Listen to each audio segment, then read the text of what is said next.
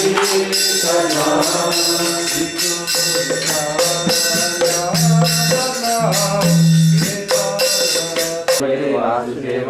Namo Bhagavate Vasudevaya. Om Namo Bhagavate Vasudevaya. Reading this morning from Srimad Bhagavatam, Canto 1, Chapter 2, Divinity and Divine Service.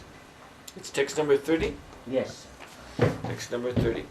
Please repeat after me, line by line. Sa evedam sasar jagre. Sa evedam sasar jagre. Bhagavan Atma Mayaya. Bhagavan Atma Mayaya. Sat asat rupaya chasau. Sat asat rupaya chasam. Gunamaya guno vibhu. Gunamaya guna vibhu. Sa evedam. Translation and purport by His Divine Grace, A.C. Bhaktivedanta Swami Srila Prabhupada Ki Jai.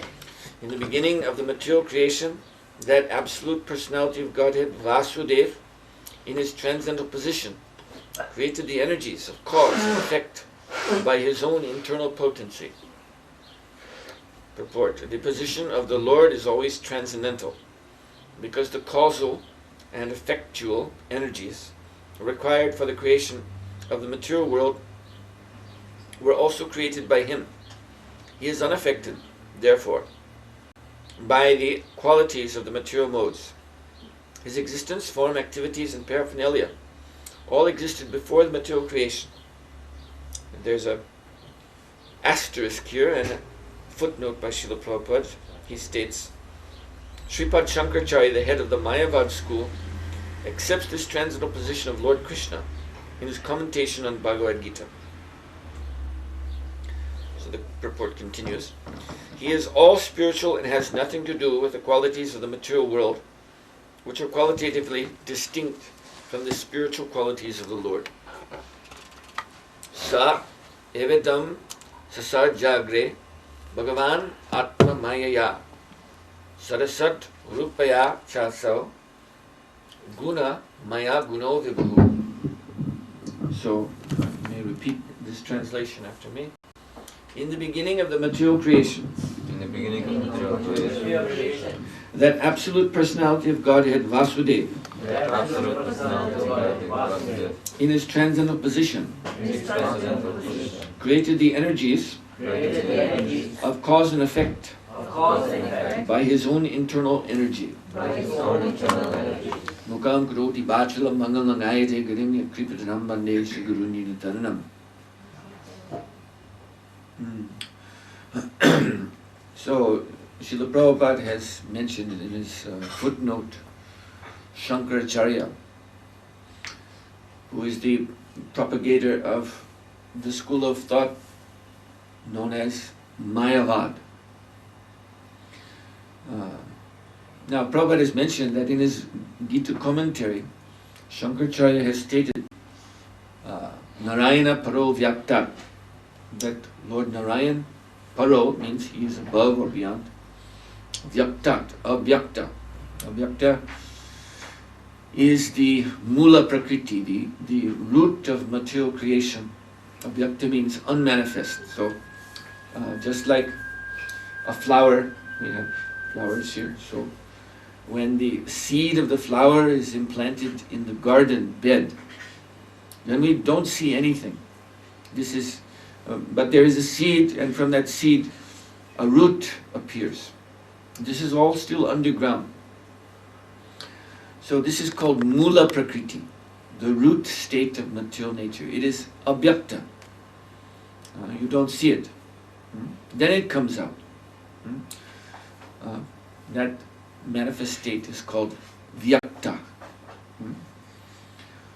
So, Sripad Shankaracharya has said that Narayan, Bhagavan, is beyond this Avyakta state. So, this is ruling out this interpretation which is so beloved of Mayavadis, that the form of the Lord, the personality of Godhead, Bhagavan, Purushottam, his form is simply the sattva guna, the material mode of nature.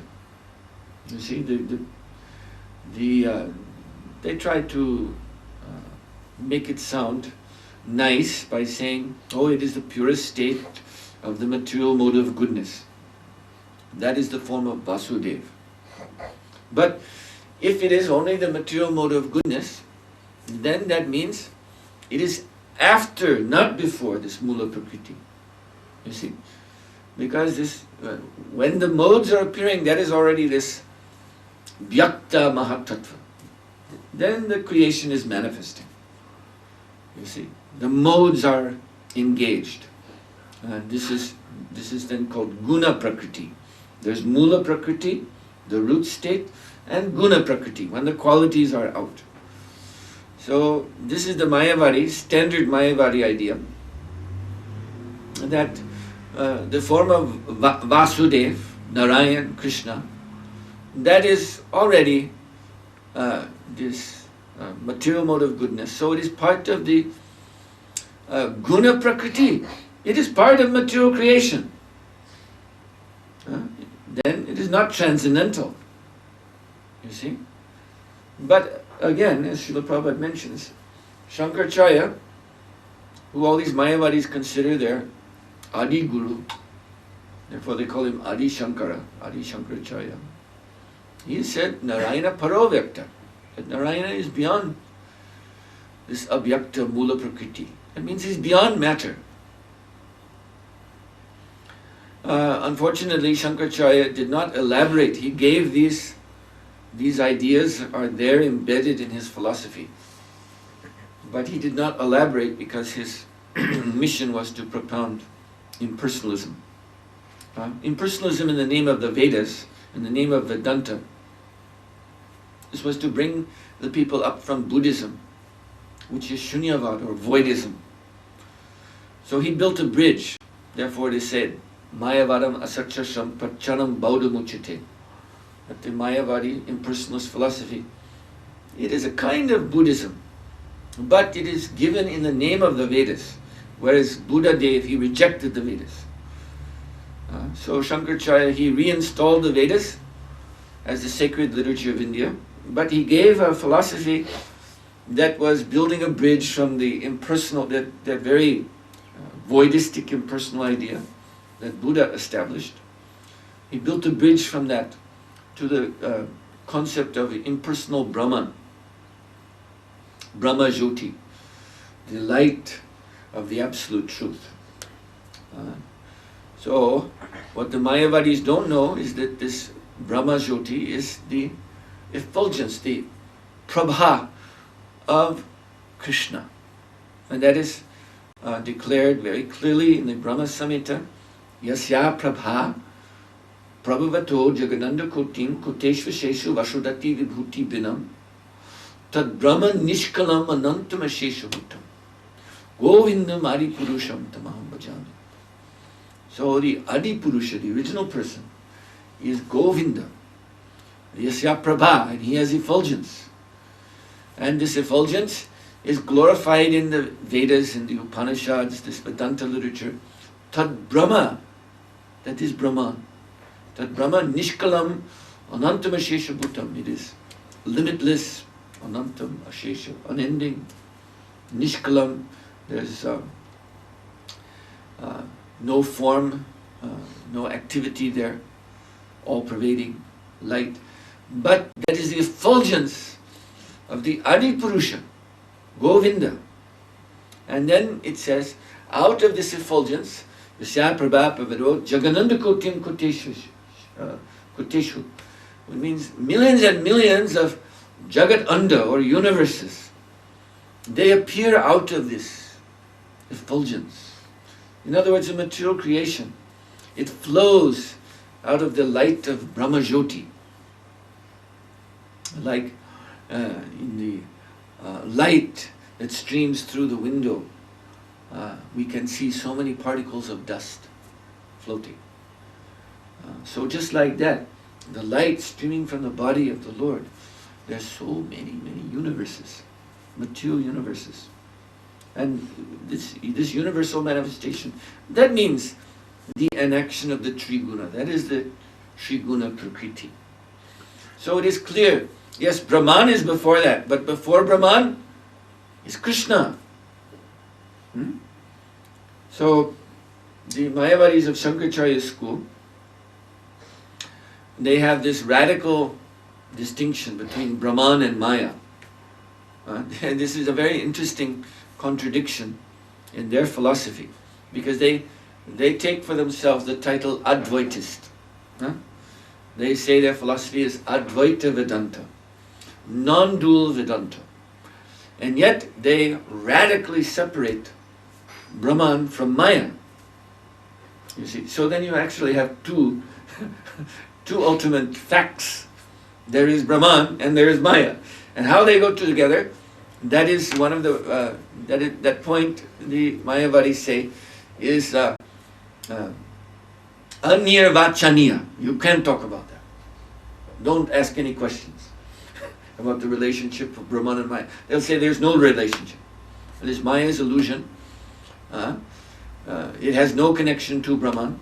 But yet, they cannot just dismiss it as just some kind of smoky hallucination, because we're in Maya now, and the whole Mayavadi philosophy, or Shankara's philosophy, is some philosophy to get us out of Maya, and therefore they're performing tyag and all these things they're doing very seriously, taking sannyas, learning Vedanta literature, and doing their meditation and all these things.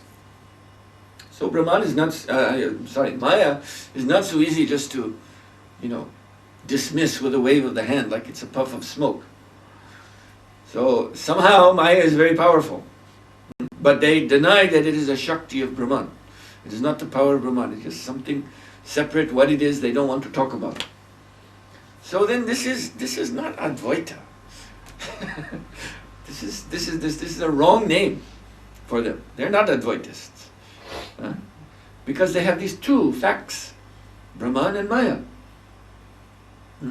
So actually, the philosophy of Srimad Bhagavatam, the philosophy of the Vaishnavas, that is actually real Advaita, in this sense, that there is one God.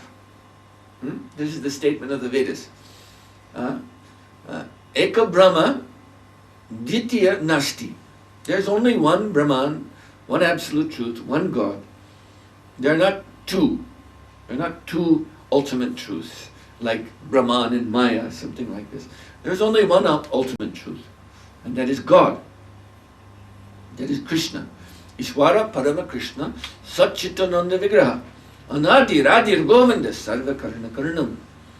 This is the, again, declaration of Brahma Samhita.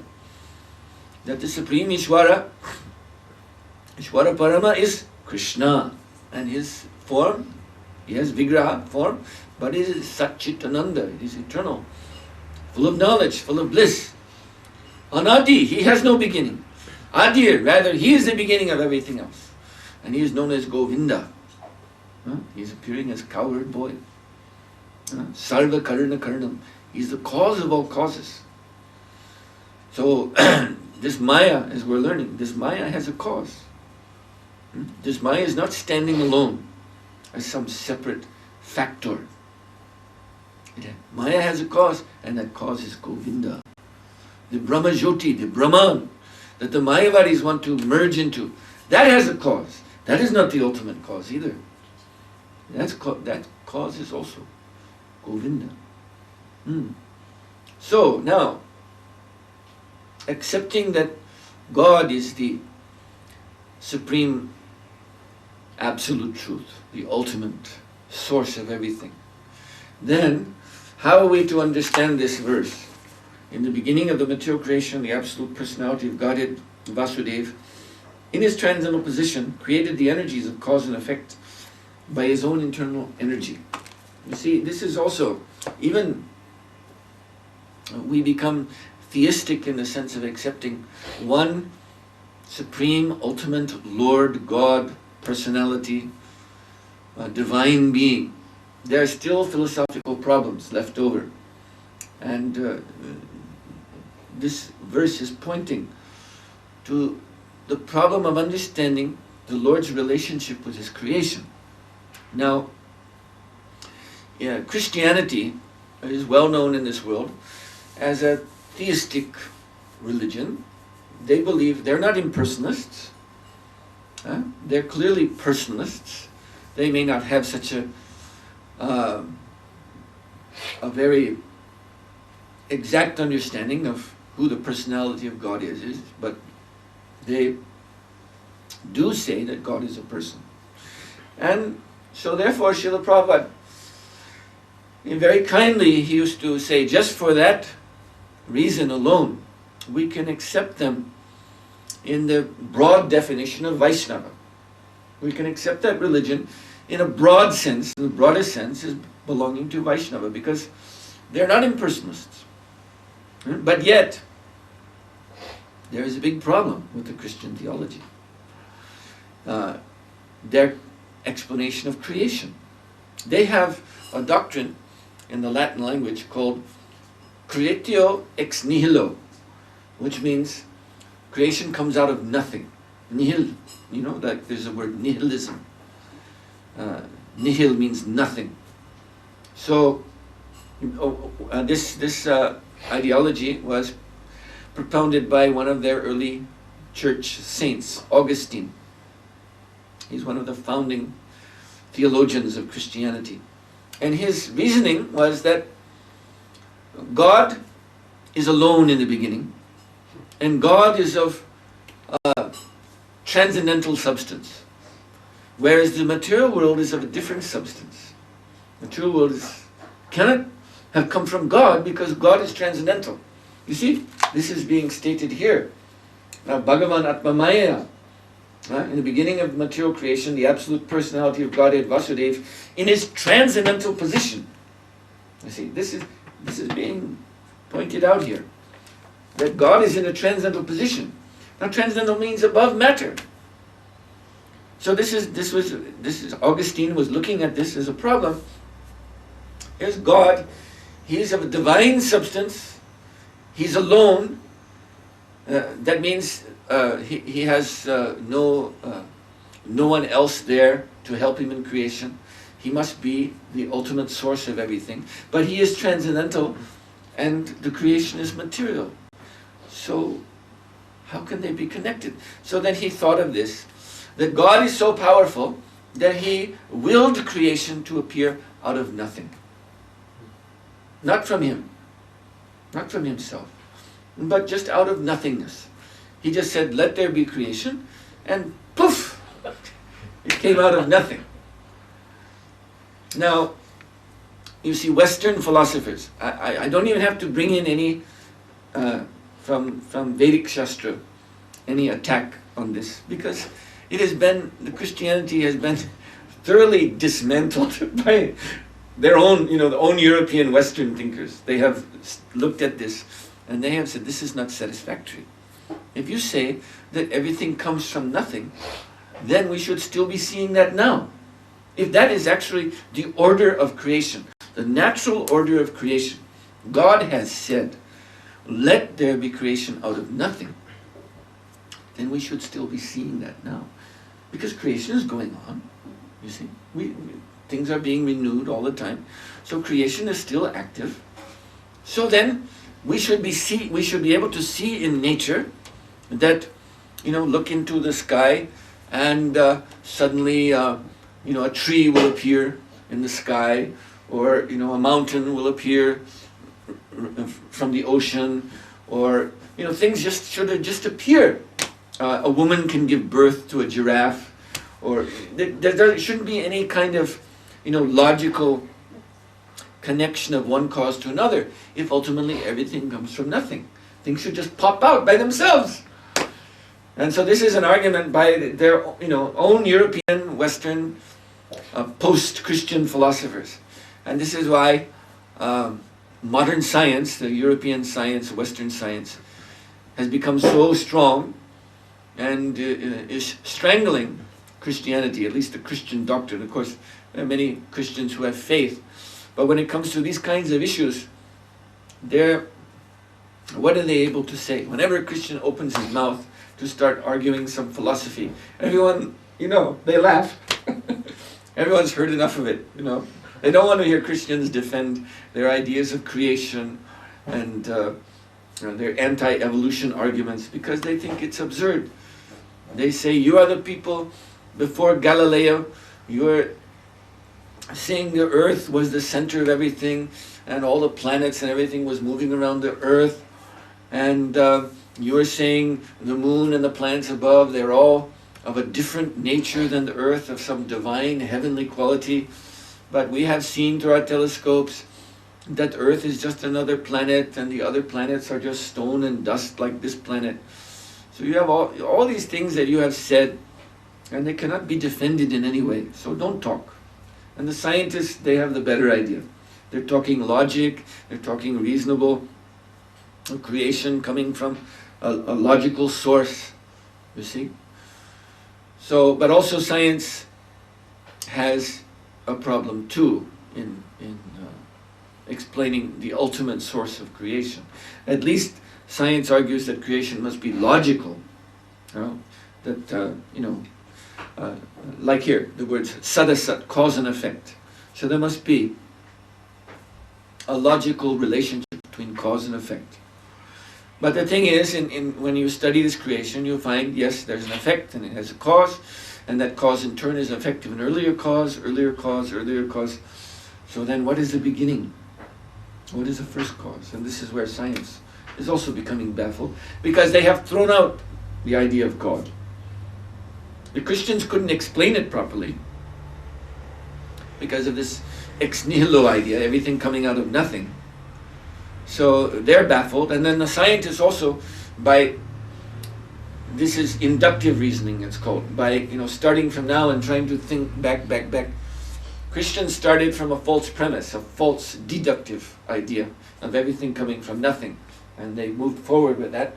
That's been shown to be illogical. Now the scientists are trying, let's go back. And where do they come to? Some idea of a big bang. You see, Prabhupada used to joke about that. Even when I was in school, when I was in university, I had a philosophy teacher. So he's just an ordinary, Western man. But he gave such a very, I still remember this to this day. This was one of the first things that really opened my head up, my mind up, to look at all the things I've been just swallowing, these materialistic teachings. He made me look at it a different way when he said this. He said, so the scientists are saying everything comes from an original Big Bang. And he said, well, is that logical?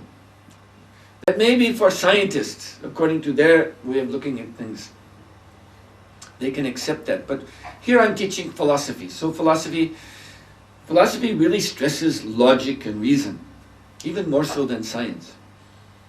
So he says, if everything comes from a bang, Big Bang, then what about this? He said, suppose we go to a printing press, a big printing press, and we gather at this printing press the paper and the ink and everything, the glue, whatever is necessary to make books. And we gather that around the printing press. And then underneath the whole thing we put dynamite. And we light the fuse and stand back. There's a big bang. Do you expect after the smoke clears there'll be Encyclopedia Britannica? Do you expect there'll be anything that looks like any kind of creation? No. And you can blow that up again and again and again, as much as you want, because this is what scientists say. Given enough time, given enough bangs, one time the universe will appear. But does that make sense? Can you imagine? Take this practical example that my philosophy teacher told me. Take a printing press and imagine you keep blowing it up over and over and over again. Will you ever get a book? Will you ever even get one simple, ABC children's book? Never mind Encyclopedia Britannica, just one simple book. Never, you cannot imagine. You cannot immediately understand this is illogical. Doesn't make sense. But this is where scientific faith ultimately ends. Arguments like this, which are, clearly foolish. So, So anyway, I've just tried to let you see what the problem is that this verse is pointing out. Actually, the verse is giving the answer by saying, Bhagavan Atma Maya, by his own internal potency he has created. And elsewhere, Srimad Bhagavatam gives in many verses repeatedly. This is an example repeated over and over we find in the Bhagavatam, all throughout the cantos of the Bhagavatam. This very apt, excellent example. And this example is found in Upanishad, same example. It's a very traditional and ancient Vedic analogy of comparing the Lord to a spider. So, spider, by his Atma Maya, his own internal potency, without needing to take help from anywhere else, he creates a web. The web flows out of his body. And yet the spider is always transcendental to the web. You see? He makes the web what? For catching insects, catching bugs. And spider is another bug. But spider doesn't get caught in his own web. He can move anywhere in the web he wants. He's always transcendental to it. Other bugs come, they get caught. You see? And then at the end, the spider winds up his own web and goes away. And this is the analogy, and it is so natural and so perfect. This is God. God has this extraordinary power from himself to manifest the Prakriti in these phases, Mula Prakriti, Avyakta, Mahatattva, and then Vyakta Mahatattva, or Guna Prakriti. These flow from the internal potency of God. But then does that mean that God has become entangled in his creation? Can we blame God? That this universe has come from you, so therefore this universe, the bad qualities we see, they also, they must be in God too, or they must represent him. He must be like this, in other words. No. If a spider can be transcendental to his creation, you see? This is the point. Yes, the web is catching bugs, but not the spider. You can say any other bug, cricket gets caught, fly gets caught, ant gets caught, but not the spider. You cannot lump the spider in. So we can look at this creation and we can see, yes, all kinds of living entities, they're caught. They're caught in Maya. They're caught in the duality of good and evil. They're struggling with their senses. They're struggling with their mind. They're caught in karma. They're being born again and again and again. So all of them, so God also. No, you can't say that. You can't say that. Huh? And you can't argue some kind of logic because we have the logic right in nature. Spider in his web. Spider can create a web for catching other bugs. He's a bug, but he's not caught. So nityo nityanam chetanas chetanam eko bahunam yobhadatati kamam. This is the statement of Upanishads. Yes, all living beings are nitya, eternal, and chetana, conscious. But there is one supreme nitya, one supreme eternal conscious being, and they all depend on him. All the others depend on him. He is transcendental. So this is what this verse is introducing us to this morning. And if anyone has any problem conceiving this in the mind, then it just means you have to acquaint yourself more with Krishna. With Krishna, with his identity, with his personality, with his potencies. This is simply the nature of Krishna. We've explained the nature of a spider. That's not so hard to understand. And that's already giving us the, you can say, the symbolic reference for understanding the position of the Lord in his relation to creation. So Krishna is defined as achintya shakti, achintya guna srupam. This premanjana churita bhakti vilochena santak sadaiva hrideshu vilokyanti yam shama sundaram achintya guna surupam. So Lord Shamsundara, Lord Krishna, yes, he has gunas, he has qualities. Yes, his form is a manifestation of his qualities, but his form and qualities are achinchya, they're inconceivable. We cannot compare God's form to our form. We cannot say, oh, because God is a person, then he must be like me, subject to birth and death, having a material body, full of aches and pains. No, he is inconceivable. And we must learn about Krishna and learn to accept this about Krishna. And then when we accept the Lord's inconceivable transcendental position, then we can see, then we can know how from his own energy, inconceivable energy, he can manifest this material world. And this material world exists like this shadow. Chaya in Sanskrit means shadow. About creation, it is stated, Shrishti Stiti Pralaya Sadhana Shakti Rekha. Yes. So Shrishti means creation. The word here is Sarga. So a form of the same word, Sarga, in Sanskrit is Shrishti. So Shrishti, there's creation, Stiti, maintenance, Pralaya, destruction. These three phases, Shrishti, Stiti, Pralaya, Sadhana Shakti Rekha, they are manifest by the Shakti, the energy of God. And what is this energy? Chayevya Yasya Bhuvanani Vibarta Durga. This is Durga Devi. And Durga Devi is described as the Chaya, shadow potency of God. So just like you and I, as persons, we have a shadow, isn't it? Wherever you go, the shadow is there. So God also has a shadow.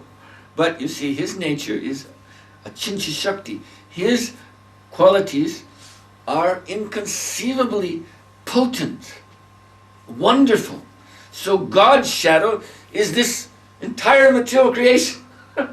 Our shadow, what is it? It's just a spot of a cast of darkness against a wall or a floor, and it can't really do anything.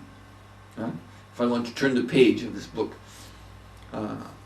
I can't do it with my shadow, for example. I could hold my hand over a light so that the fingers fall on the edge of the page, and I could pinch my fingers together and hope that the shadow fingers will close on the page and seize it, and then move my hand and hope that the shadow will turn the page. But it will never happen. My shadow has no Shakti. You see, it has no power. But God is different from me. God's shadow is so powerful that this whole wonderful creation is manifest within it. And altogether, then that is known as Durga. Durga Devi. Everyone from India knows Durga. She is worshipped very prominently, Durga Ma. But the name Durga, now we have to analyze this name. It's a very interesting name. Dur, difficult. Ga, to go. It actually, Durga means like fortress. You look in a Sanskrit dictionary, you'll see Durga is not only a name of a goddess, but it's a thing, a fortress or a prison. So it is a enclosure in which we, the fallen jivas, have been placed. We're trapped within this material creation. And we're actually being punished here for our rebelliousness against Krishna. We have turned away from Krishna. Krishna Bahirmukhahan, turned away, Bahirmukh, we've turned our faces away from Krishna. Bhogavanchakari, because we want to enjoy ourselves separately. Nikatasta Maya, so therefore Maya has grabbed us. Japatiya Dali, and we are suffering. That's our position. We are suffering in this Durga, in this prison house. And this is the shadow of God. The shadow of the Lord. So, therefore there is a reference point. You see, between shadow and substance, between reflection and perfection. There is a logical reference point. But that doesn't mean that because there is some reference, some connection, that then God must be dragged down to our level. Doesn't mean, that's not logical. You see, just like, again, I have my shadow. But I'm transcendental to my shadow. You see, I walk through the door as I'm walking through the door, perhaps my shadow is cast still out in the hallway, and I close the door behind me. I close the door on my own shadow. I don't go, "Oh!" because I feel the pain of my shadow being pinched by the door, or I'm not trapped because I have to open the door to let my shadow go so I can walk further into it's not. No, I'm transcendental to my shadow. You see?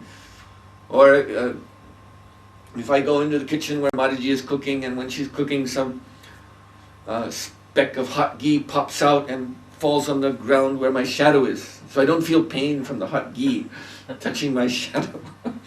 I'm transcendental. So these are normal, natural, everyday examples. They don't require a big brain to understand. And then we just have to apply. If you see this here going on, then think of God. Think of God's relationship with His shadow. He has a shadow, yes. It's so much, millions and millions of times more wonderful than our shadow, because the whole creation is going on. But that doesn't mean that God is entangled in His own shadow. Because I'm not, you're not. So why should God be? So this is, these wrong thinkers and mundane philosophers, speculators, they always try to drag God down. See? They always want to put the blame on Him. We're suffering here. If you say that there's a God, then He's our target for blame. I'm suffering, it's His fault. If there is a God, then it's His fault. So then they even conclude it's more logical to say there is no God. See? Because that kind of God, if there is a God, He must be a monster for making us suffer. So there is no God. Then why are you suffering? Well, we don't know. That's just life. And so what is that? This is guerrilla philosophy. This is dog philosophy. You ask a dog, what is life? Oh, it's very suffering. Why? I don't know. Any animal can answer that way, you see. You see that? If we adopt this philosophy, and we have sacrificed our human intelligence and become like animals. This is what animals, this is their approach to life. Yes, it's full of, especially, of course, Prabhupada used to say in the Western countries, dog is made as man's best friend. But when you go back to India, and you see the real position of dogs, street dog, and they're running on 3 legs or 2 legs, or sometimes dragging only on 1 leg. So their life is full of suffering. But still they try, in the midst of that suffering, they're still sniffing for food, and if there's a chance to have sex, they'll take it. Sleeping in some nicest place they can find, some dirt hole, any place that's comfortable. So eat, sleep, make, defend. This goes on. So it's a dog's philosophy. Yes, life is suffering. See, my leg is broken. I have to run on 3 legs. My hair is falling off. But there's still things to enjoy, so that's my business. As long as I can enjoy it, I will live. I'll go on. What can we do? Nothing can be done about it. You see? And this has become the prominent philosophy of the world today. It's called existentialism, atheistic existentialism. There's philosophers like Heidegger, and especially the Frenchman Sartre, Jean-Paul Sartre. So I used to read all these guys when I was a teenager. As a teenager, I used to read philosophy, not comic books. And so Sartre, he wrote a book called Nausea. Nausea is the feeling you get just when you're vomiting. And this was a book I wrote of his.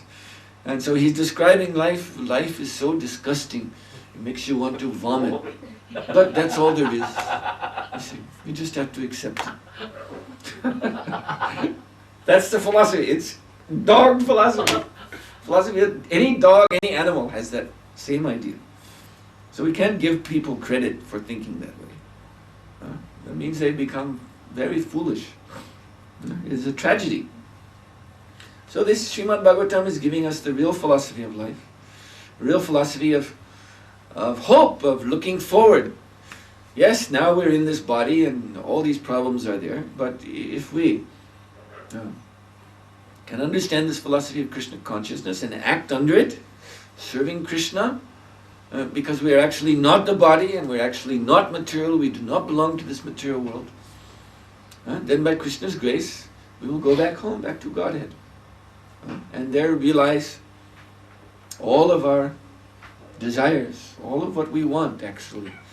Like Srila Prabhupada says, what do we want?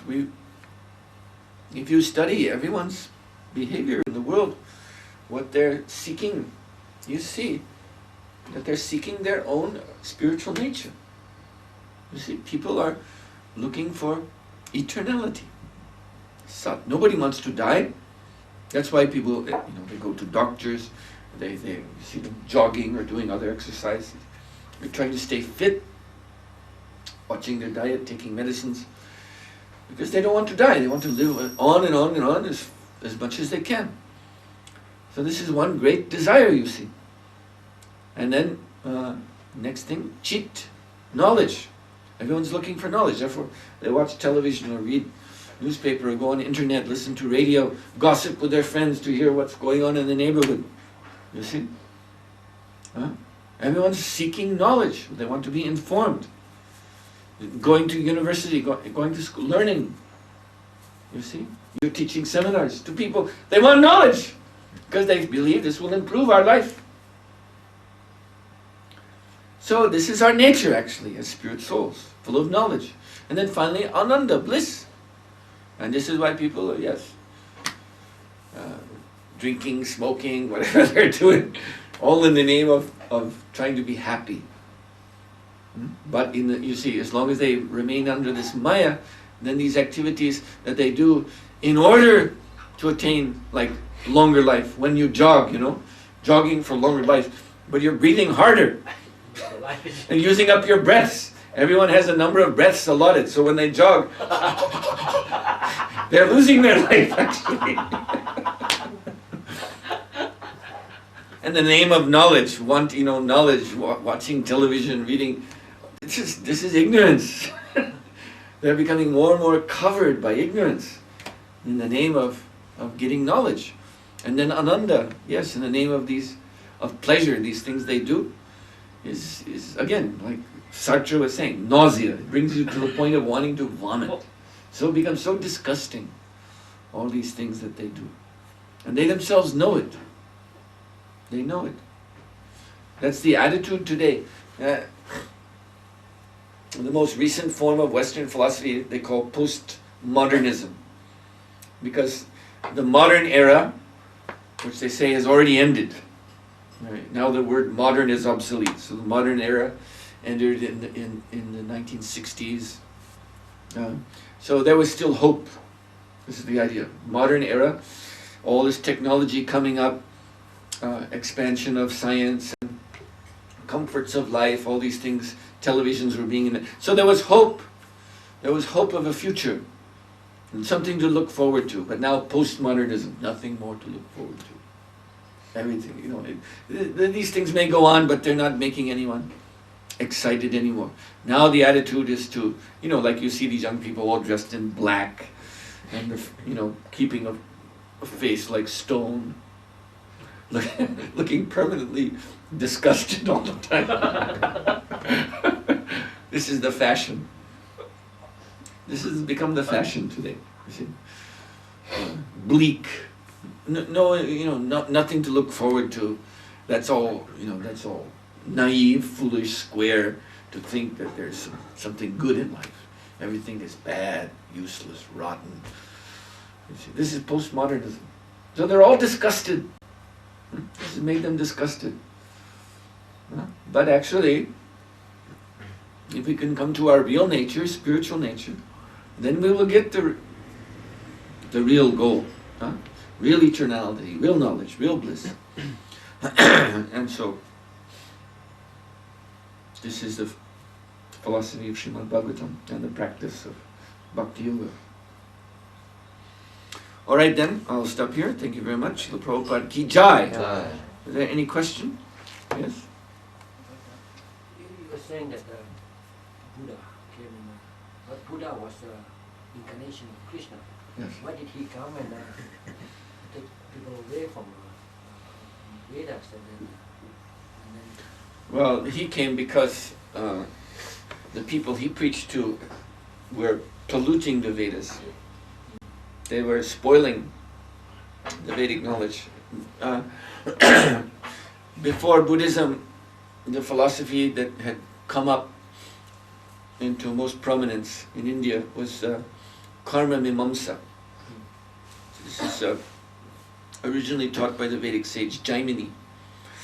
And karma mimamsa, you see, now the word mimamsa in Sanskrit means analysis. So they analyze the Vedas, the conclusion of the Vedas, as being karma, about, that you do your duties as given in the Vedas, and you get the pal, karma pal from it. And that's all. That's it. That's what the Vedas are. This is karma mimamsa. That you do your yagyas, whatever you do, your dharma in this life, and then you'll go to Svarga, heavenly planet, in the next life. And then this karma mimamsa philosophy, of course, it is advocating yagyas, sacrifices, and in the old Vedic yogic process, there was also animal sacrifice. But this was originally, in earlier yugas, a means for elevating the soul of the animal, liberating the animal, bringing it up to the impersonal Brahman platform, or up to higher planets, heavenly planets. And Prabhupada writes in his books, they would prove that they had command, these brahmanas of old, that they had command over the soul of the animal by showing all the people attending the yajna. They would put the animal, horse or even cow, in a fire, and everyone would see, and this would be an old horse and cow, and then bring it out, and it would be in a young, rejuvenated body. So the brahmanas of old, earlier yugas, Treta Yuga especially, that was the age of sacrifice, they could do this. They were proving that they had command over the life and death of this creature. And so when they told the people, by this sacrifice we are sending the soul of this animal into Brahman, or sending to Indralok, they would believe, because they would see, you have this power. But in Kali Yuga, the Brahmanas don't have this power. But the karma mimamsa philosophy is urging them to do sacrifices. So they continued doing these sacrifices, just by rote, means just monkey see, monkey do, So animals should be sacrificed. The Shastra says here, so many animals should be sacrificed, so let us do it. And yet they have no power, no command over the life and death of the promotion of the soul. So it just was actually animal slaughter, looking like a sacrifice. It was just killing animals. I've seen in, you're from Malaysia, so Indonesia, then they have that one island, Bali, where still Hindus are there. But this form of Hinduism is some very old, unreformed kind of Hinduism. It has snatches from the Vedas and snatches from Buddha worship and all kinds of things mixed together. So I once attended a ceremony in one temple. Devotees just brought me to see one temple, and it was during a period, Ekadasi Vrata, they call it. It's Ekadasha Rudra. It's the worship of the 11 forms of Rudra. Yes, and so somewhere there Brahmins, they have found some reference that in order to worship Lord Shiva properly, then an offering should be made of 8,400,000 species. And so in the temple they had all kinds of huge mounds of different kinds of offerings, all different kinds of, also the vegetable things, the rice and grains and fruits, but all kinds of creatures from the sea and birds and everything they could get. And I was even asking, I said, well, 8 million, that also includes human species. And they said, no, well, that we don't do. There we make a form, some kind of like out of dough, clay, not clay, but attar, this dough, like for making bread. But you see, in India, where there was reformation of these practices, then like our great Vaishnavacharya, Madhvacharya, he said, yes, you can continue doing Vedic sacrifices, but instead of killing animals, you should make the animal forms from dough, from flour mixed with water, and then you can chop as you like, because it is only a form. So that is reformed, you see. Anyway, so at that time in India, the Brahmins were just doing this, like we see in Bali now, this type of, piling up the bodies. And so this is totally against the actual intent of the Vedas. They're doing like this because they have no brain to understand the real point. And so, as Jayadev Goswami is singing, this pained the heart of the Supreme Lord to see this, that in the name of the Vedas that I have given, because the Vedas come from Lord Narayan. So in the name of the Vedas that I have given, they're causing so much pain to these poor living entities. So therefore the Supreme Lord, he manifested Amsa avatar, an Amsa of himself, called Buddha Dev. And Buddha came, as my spiritual, Srila Prabhupada said, it's just like with children, when young children become too wild and start to make too much noise, break things, cause harm. What do you say? You say, sit down. Stop everything, just sit down. So that is Bauddha Dharma. Stop everything. Sit down and meditate. Stop everything. Never mind your Vedic sacrifice. Vedas he rejected. You'll not get anything from these Vedas. They're just inventions of men. Never mind Vedas. Never mind everything you've ever heard. Now you listen to me. Just sit down and meditate. Meditate on what? Just empty your mind. Emptiness. Just empty your mind. Because this is what you tell a child when a child is very bad. This is how the instruction starts. Sit down. Stop talking, stop acting, yes, stop thinking, everything, just be quiet. That's Buddhism. Be quiet, empty your mind. And so Buddha, being the Lord, he was so attractive and so persuasive, he got millions and millions of people to do this. And then when they were, when a child obeys that instruction and is good, just sitting down, then you give something positive for the child to do. So that was the later instructions. First was Sankaracharya. All right, you may go back to the Vedas. He gave permission. You can go back to the Vedas. You've been good for this 1,000, 2,000 years of Buddhism in India. You were good. Okay, you could go back to the Vedas. So he returned them to the Vedas, and then Ramanuja, Madhvacharya, Nyambakacharya, Vishnu Swami, Sri Chaitanya Mahaprabhu came, the Vaishnavacharyas came to establish what is the real Vedic knowledge and what is the real Vedic practice. That it is bhakti. Yeah. Sankaracharya, how was he also incarnation of Lord Shiva. Lord Shiva? Yeah. Lord Shiva is actually Shiva. Yes. So he's and the even the followers of Sankaracharya themselves, they understand this. Therefore they like to wear the tree line in representing Shiva. Yeah, but what about Vaishnava preachers at the time of Ashoka, at the time of Buddha? Well, of course they're always Vaishnavas, but sometimes the sadhu has to be silent because people are not ready to hear. Just like even after Lord Chaitanya Mahaprabhu, Srila Prabhupada said, 250 years after Chaitanya Mahaprabhu, then the Sahajas came up very strong, and everyone in Bengal, up until the time of Chaitanya Mahaprabhu, up until the time of Bhaktivinoda Thakur, about, you could say, 50 to 100 years before Bhaktivinoda Thakur, in Bengal, the image of a Vaishnava, Gaudiya Vaishnava with tilak, would make people laugh. They would ridicule, because they only saw these sahajas and cheaters and, people doing all nonsense in the name of Vaishnavism. So it was actually Bhaktivinoda Thakur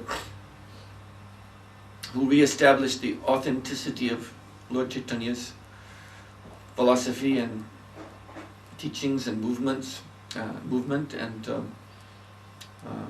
he created a whole new, not new, but he created the proper impression of Vaishnava Dharma among the people again.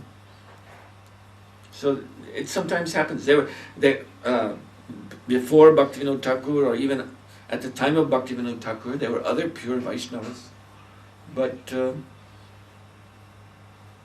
he was the one sent by Krishna to do this work. And the others, they had their disciples, but they were, and the pure Krishna consciousness was there among them, but they were not expanding it because it was simply not the time. Just like Srila Prabhupada, he was the one for the time. Just one final. Yeah. You are saying that the children